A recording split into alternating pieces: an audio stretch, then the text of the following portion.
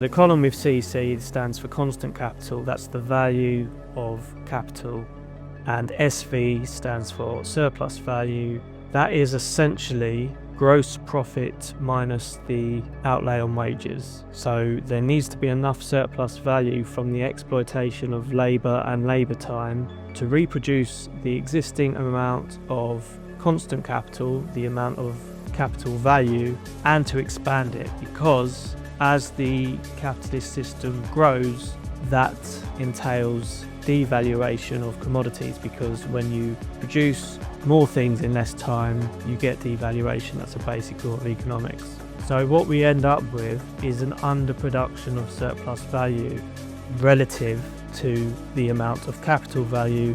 So we have an underproduction of surplus value and an overaccumulation of capital. Those two things are essentially the same thing.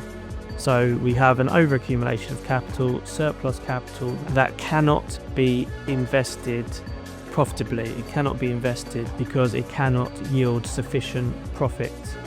And that essentially is what a capitalist crisis looks like. It's the manifestation of the internal mechanisms of the capitalist system. Effectively, automation is tending towards the abolition of surplus value. So we're heading historically towards a final absolute overaccumulation of capital.